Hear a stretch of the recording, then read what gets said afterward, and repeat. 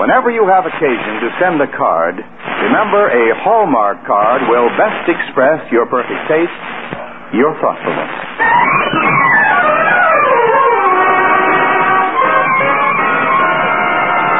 The Hallmark Charlotte Greenwood Show.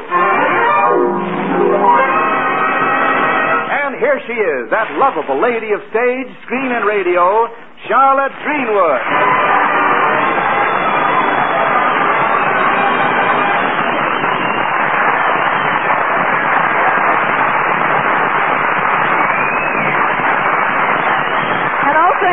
Thank you, Wendell.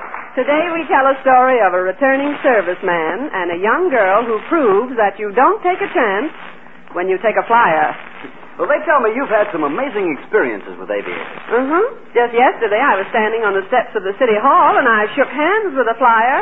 Well, what's so amazing about that, Mrs. Greenwood? Well, he was flying over the city at the time. And it isn't Mrs. Greenwood, it's Miss Greenwood. Oh, I'm sorry. You're sorry.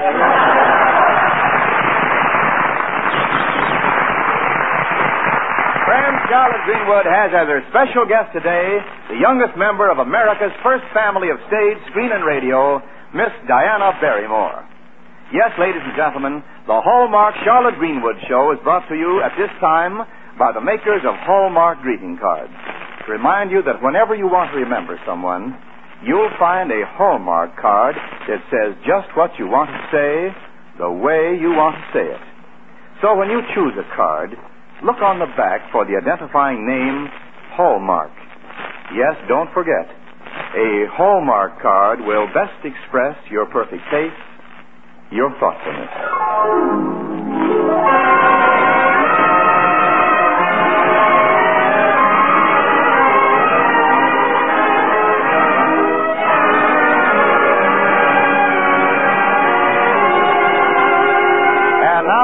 Town of Lakeview, where Aunt Charlotte is raising the three Barton youngsters, little Robert and teenaged Barbara and Jack. We find Charlotte, Jack, and Barbara in the living room, building a fire in the fireplace, while they discuss some play tryouts they attended this afternoon. Barbara is saying, Aunt Charlotte, I'll put lots of paper on the fire so it'll blaze up fast. Oh, please do, Barbara. After sitting in that cold auditorium all afternoon, I feel like a tray of ice cubes.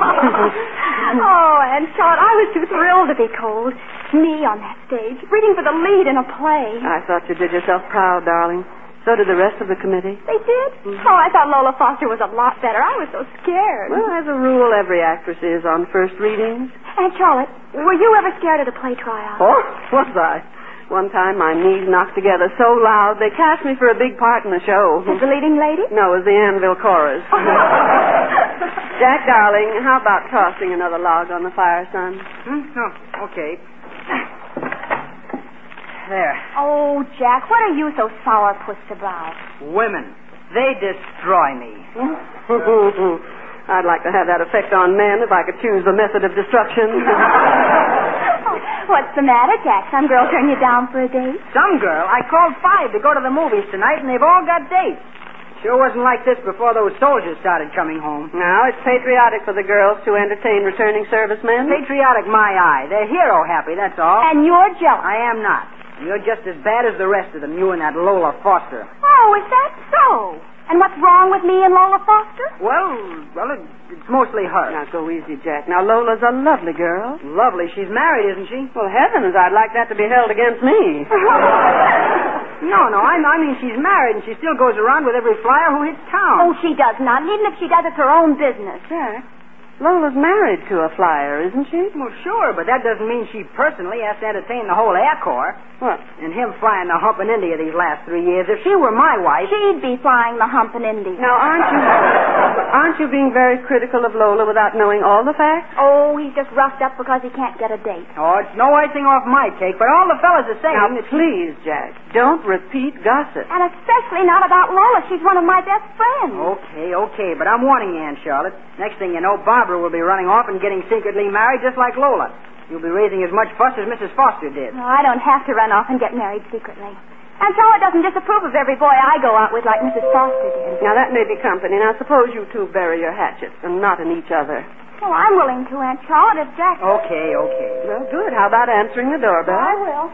Oh, shucks, Aunt Charlotte. I was only trying to steer Barbara right. I know, son, but perhaps you'd better let her do her own steering. Backseat drivers cause a lot of collisions. Aunt Charlotte, it's Lola. She just dropped in to Clear the runway. I'm smack on the beam, coming in for a forced landing.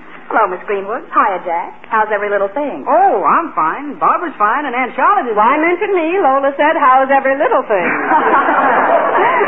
How did you spend the holidays, Miss Greenwood? Did you get around on New Year's? I couldn't even get a square.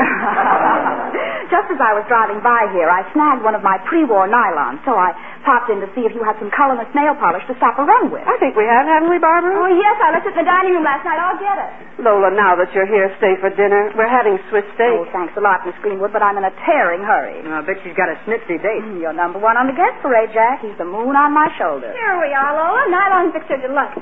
Sit in that chair and I'll dab the stuff on. Okay. Now, stick out your legs. There. How's that? Wow, those legs look like they came right out of a page of Esquire magazine. Oh, Miss Greenwood, so do yours. Yes, the page that advertises curtain poles.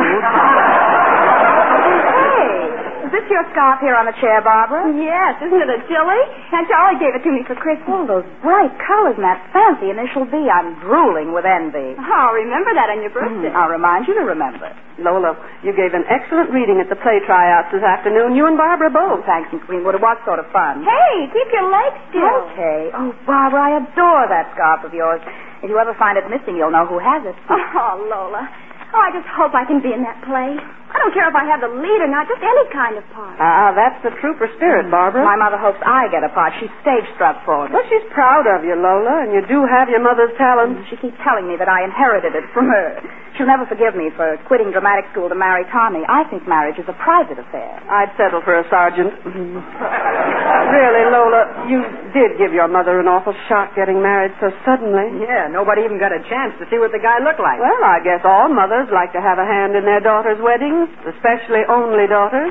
And they do at least like to meet the bridegroom. Oh, yes, I suppose so, but we didn't have time to come home. Tommy was taking off the next day for India. By the way, Lola, how is Tommy? Oh, fine, I guess.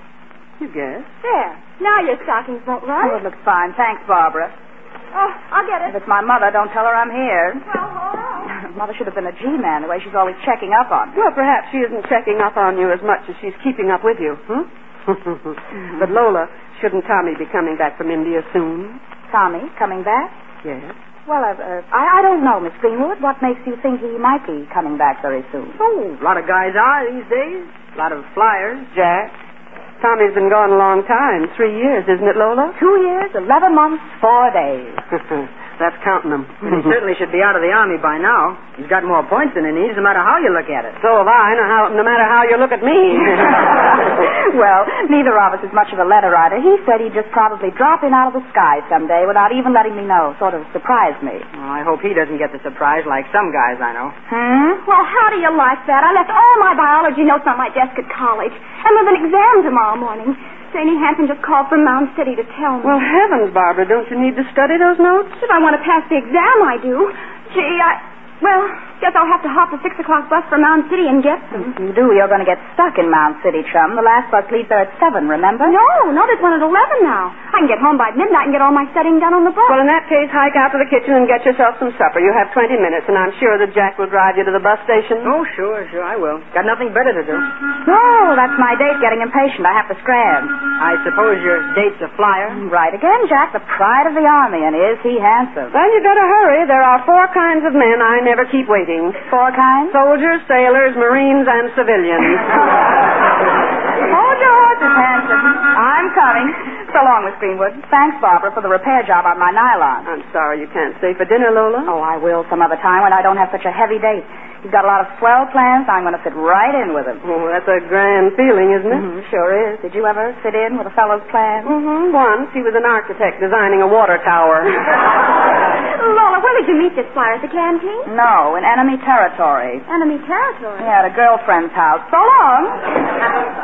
Well, Miss Smarty Barbara, so Lola doesn't play around. Oh, you. If there's anything I can't bear, it's a male gossip. I'm going to get my supper. She can't call me a gossip. Then don't encourage her to by acting like one, son.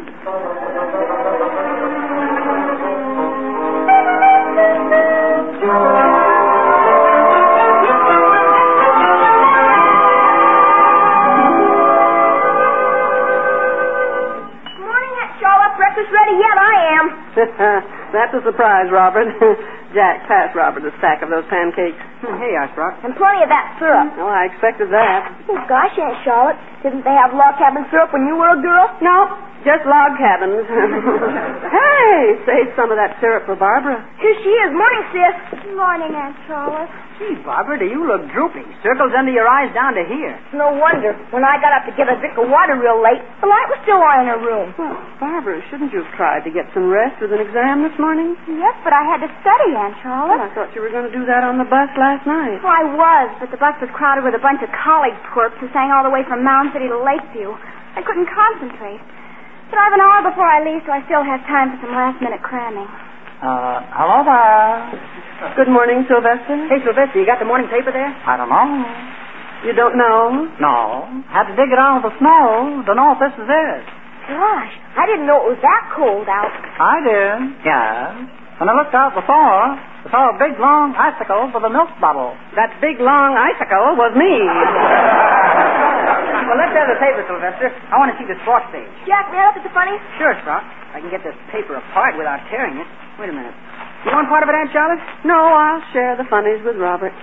Gosh, the sports page is mighty thin these days. So is Dick Tracy. Hey, Barbara, look. Here's something about you in the Town Talk column. Oh, really? I got my name in the paper once when I ran my scooter into the barber pole and knocked it down and got a black eye. Jack, what does it say about Barbara? Read it aloud. Gee, she's practically a celebrity. It says, talent must run in families. Barbara Barton, niece of the stage and screen star, Miss Charlotte Greenwood, gave such a brilliant reading at the play tryouts yesterday afternoon. She's almost certain to win the coveted lead role in the season's first show. Oh, that's nonsense. I was awful. Oh, I bet you were swell. I bet you were, I bet you. I bet you better finish your breakfast, Robert, or you'll be late for school, I bet you. Wasn't Barbara good, Aunt Charlotte? Maybe I'm prejudiced, son, but I thought she was the best. Oh, Aunt Charlotte, Lola was every bit as good as I was. Oh, she couldn't have been, and you're going to get the lead, see? Unfortunately, the whole committee is doing the casting for that play, and not the Barton family.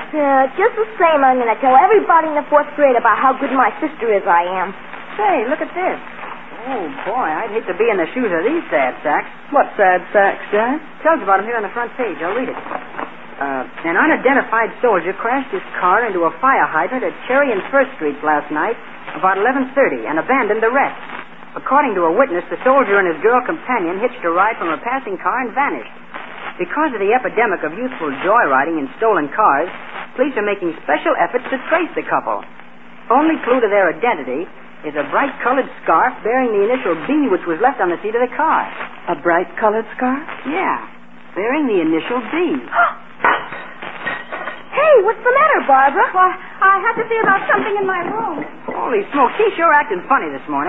Hadn't you better finish your breakfast, boys? Aunt Charlotte, about that scarf, you don't suppose Jack, too much supposing and not enough knowing gets too many people into trouble. Now hurry up or you'll be late for school. And Sylvester. Yeah? Please tell Barbara I'll be right upstairs.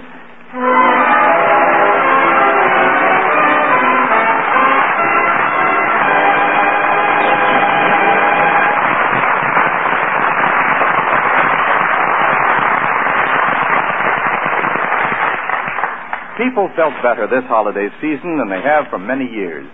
A great cloud had been lifted, 2 wars were over, the hardships of wartime living were beginning to disappear. Certain of your friends and relatives seemed to be extra friendly, extra thoughtful. Probably you thought how wonderful it would be if they and you could keep that friendly holiday spirit through the year. And you can, in a way. You can continue to express thoughtfulness all through the year. That's by sending cards often. And now is the perfect time to begin. Why not go to your Hallmark dealers tomorrow? See his selection of fine Hallmark cards appropriate for remembering your friends on every occasion. On their birthdays, for instance, their wedding days, their anniversaries, or when a brand new baby arrives. You won't want to neglect a friend who is ill when your cheery Hallmark Get Well card can help so much. While a thoughtful card to tell someone you're thinking of him may mean more than you'll ever know. And be sure you send a Hallmark card. For there's always a Hallmark card that says just what you want to say, the way you want to say it. So, tomorrow at your Hallmark dealers, form the kindly habit of remembering others all through the year. You see, a Hallmark card will best express your perfect taste, your thoughtfulness.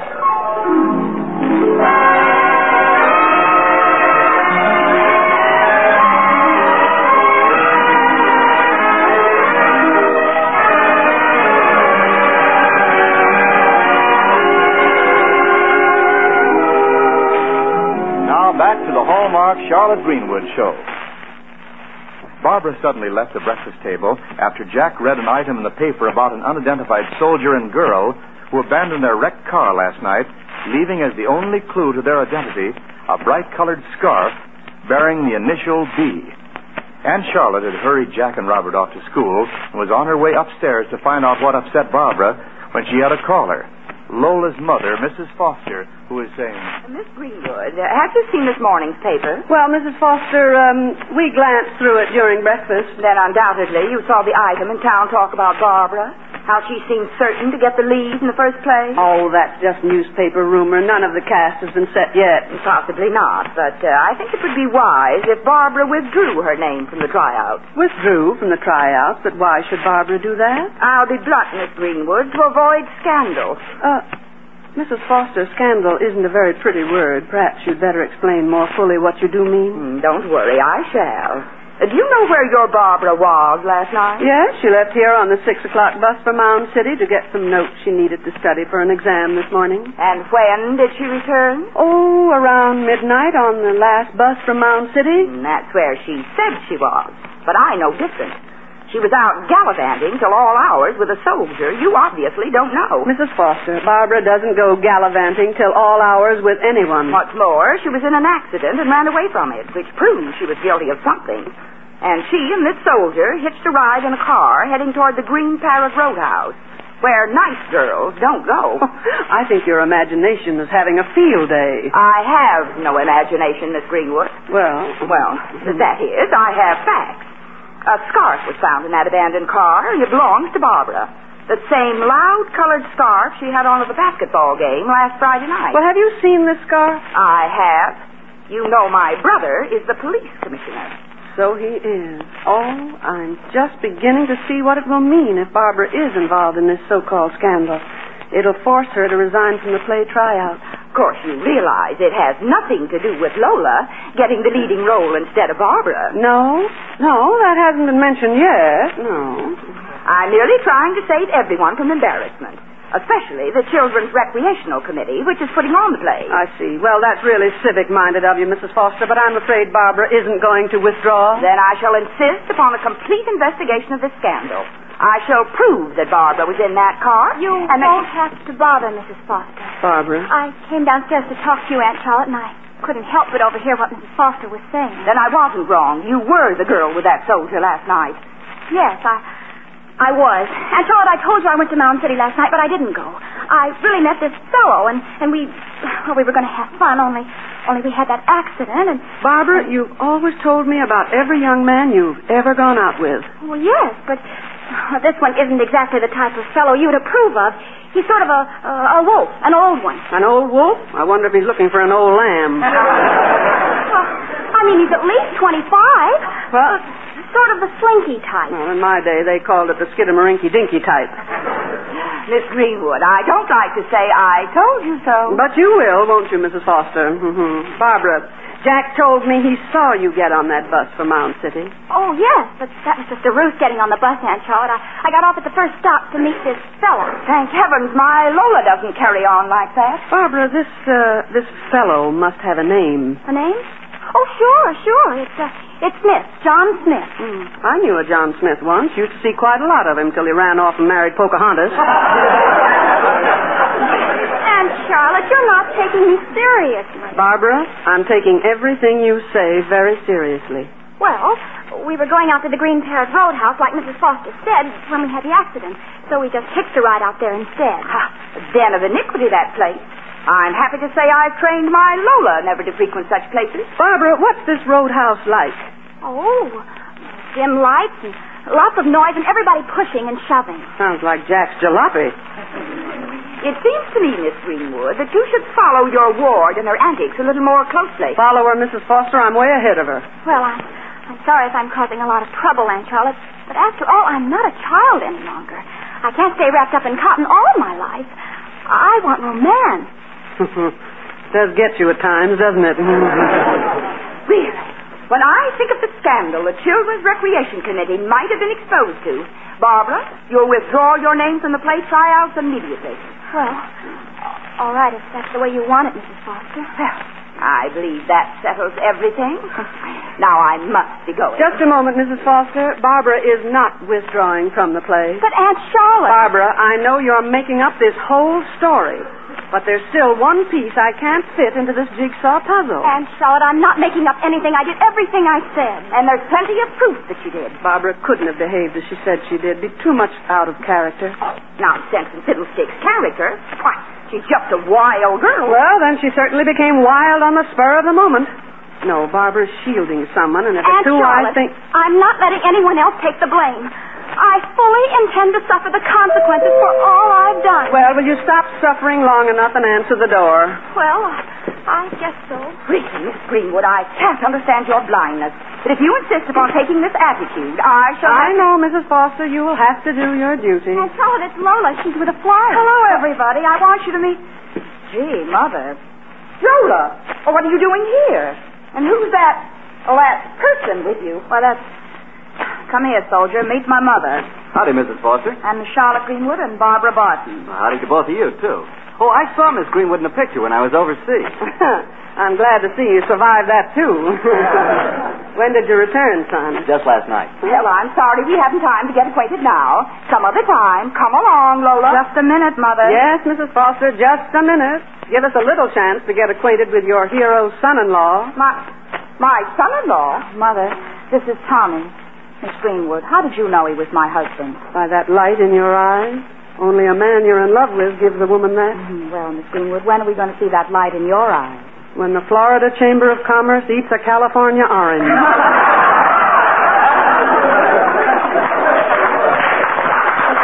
Isn't Tommy simply wonderful? There never was such a man since the world began. I haven't seen any since then. Well, Lola's the one who's wonderful. Standing on that cold airfield almost all night waiting for my plane to get in. On an airfield all night? Why, young man, she was safe at home. No, Mother. I sneaked out of the house after you'd gone to bed. One of Tommy's buddies from India told me yesterday afternoon that Tommy was coming in. Oh, that's the flyer it was here with you when you stopped by here, wasn't it? The one who was waiting outside for me. Oh, God. And he promised to drive me over to the Daily Airfield last night, but I couldn't tell anyone else about Tommy arriving till after he checked in. Lola, in driving to that airfield, did you by chance happen to have a little accident? You heard about it? We smacked a hydrant. Why, that couldn't have been you. My daughter in that accident? Why, Barbara's scarf was in the car. Oh, that's because I found her scarf caught in my coat when I left here yesterday afternoon. I guess I was so excited after the smash I left it behind in the car. After all her hurrying, she had to wait 4.5 hours for me at the airport. Well, after 3 years of waiting, what's 4.5 hours more, eh, Lola? You're so right, Miss Greenwood. Well, at least I don't have to listen to second-hand tales about Tommy anymore from friends of his getting back to the States. Lola, then all those flyers you went out with... We're just friends of the bridegroom, Barbara. Well, wait till I tell that to Jack. But Aunt Charlotte, did you know about this all the time? No, Barbara, but I found that most people have good reasons for acting as they do, even though those actions look wrong sometimes to outsiders. I hope you'll forgive me for pretending I was out with a wolf and all, but Aunt Charlotte, I was only trying to protect somebody who didn't need protecting. Barbara, you did a magnificent job of acting in those play tryouts yesterday, but the scene you tried to play today fell flat because you really don't know anything about gallivanting at roadhouses, and I'm glad of that. Better save your acting for the stage, Barbara. In real life, be yourself. Well, I just don't know what to say. Well, I'm sure the right words will come in due time. I guess all of us act a little hasty sometimes and jump to conclusions. I don't know. It seems to me you never jump to conclusions. Oh, yes. When I was a little girl, they told me I could grow to be anything I wanted. And what happened? I grew to be something nobody wanted. Hey, is something going on here that I ought to know about? Well, whatever it is, let it all wait until after lunch. What say, son, huh? That's for me. Fine. Mrs. Foster, suppose you and I whip up a belated wedding feast of bacon and eggs for your daughter and son-in-law. Wedding feast? Well, here now, Lola, take my coat. I'm making my baking powder biscuits. Oh, Mother, you're really wonderful. Roger. You sure are. Mother. Well, now, Miss Greenwood, if I do say it as I shouldn't, They make a lovely couple, don't they? Indeed they do, Mrs. Foster. You know, there's only one thing lovelier than a very new marriage, and that's a very old one. Miss Greenwood, you're a very remarkable woman. Someone should write your biography. Ernest Hemingway is writing a book about Aunt Charlotte. What's it called? For Whom the Wedding Bells Never Tolled.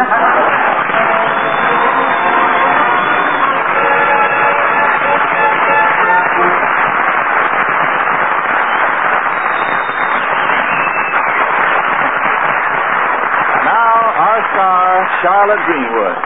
Friends, we hope there is no sadness. Now the time has come to part, for there isn't any parting when your friends stay in your heart. And so, although we're leaving in our final Hallmark show, we're all happy that we've met you through the means of radio. Yes, we're glad for our reception at this spot upon your dial. We're all grateful for your laughter, and we're thankful for each smile. We will treasure all the letters and the cards you sent our way, and they'll keep your friendship with us till we meet again someday. We all hope we're leaving with you what our stories tried to give, that faith and trust and friendliness are the worthwhile ways to live. And if you keep that thought alight, our goodbye is happy then. It's a candle in the window till we come your way again.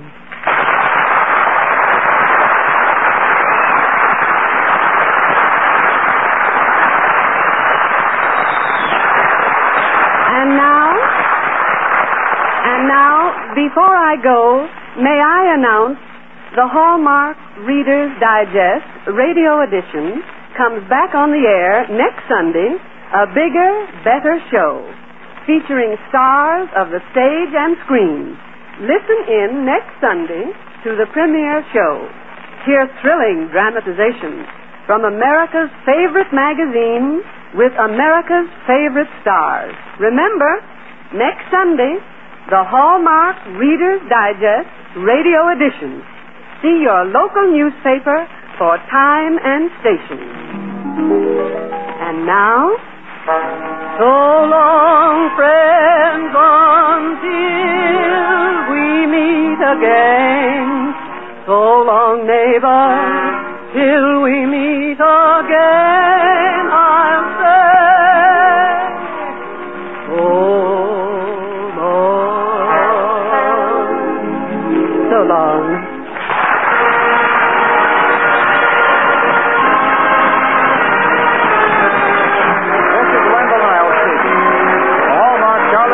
Show was written by Betty Hopkins, Richard Carroll, Phil Cole, and High Alexander, and came to you from Hollywood.